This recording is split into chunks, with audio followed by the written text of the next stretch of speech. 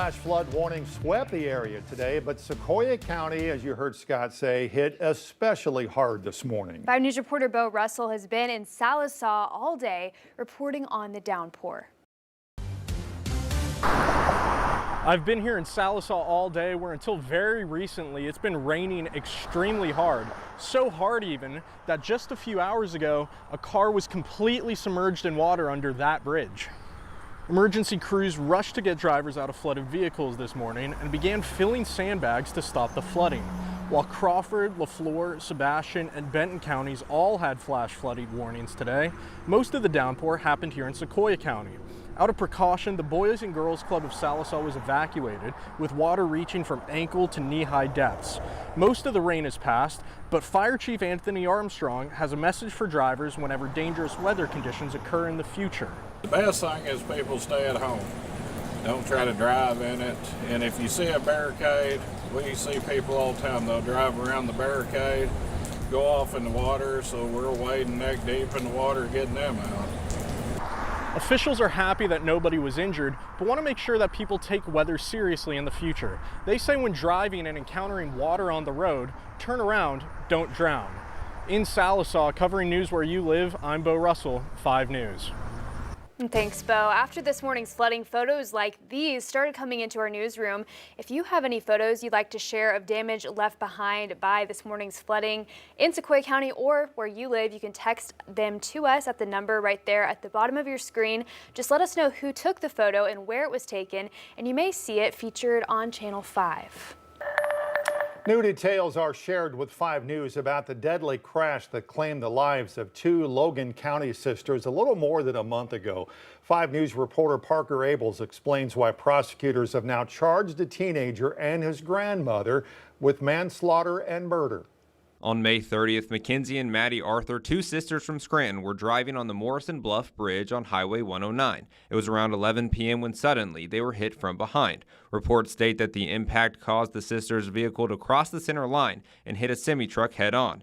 Investigators say they were killed instantly. Now, 2 people are charged with their deaths, 16-year-old Ian Phillips and 71-year-old grandmother Martha Phillips. The Logan County Prosecutor's Office says Ian Phillips, driving a 2011 Chevrolet Camaro, was driving around 155 miles per hour when he hit the Arthur sisters. Prosecutors allege Ian Phillips didn't even have a driver's license, which leads to why Martha Phillips is facing charges. Prosecutors say Ian Phillips had a history of reckless driving already, including fleeing police on a side-by-side and previously crashing his grandmother's car. They say despite all that, Martha Phillips went to Missouri with Ian Phillips and bought him the sports car. They also say they were racing home from Fayetteville the night of the crash, with Ian Phillips reportedly bragging about gapping cars on the way.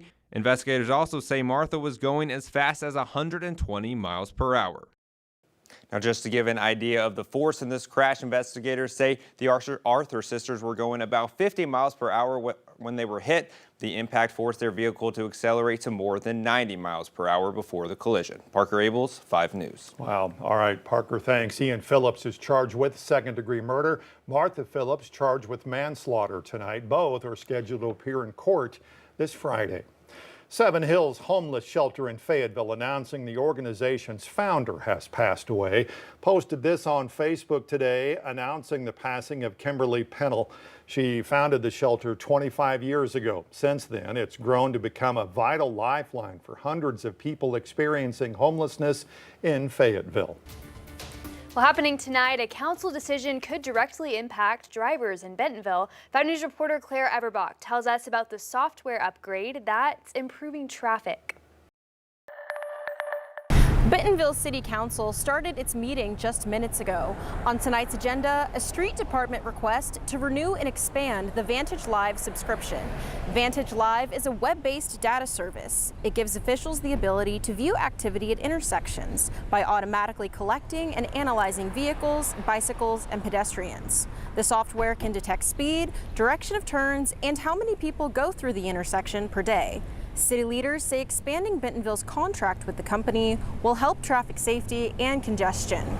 Currently, with the 40 we are monitoring, there are 1 million intersection interactions between vehicles and the stoplights every day. That's a lot of traffic to watch, a lot of traffic to count, and us being able to do that to all the signals in town is going to really help us promote safety and also minimize congestion.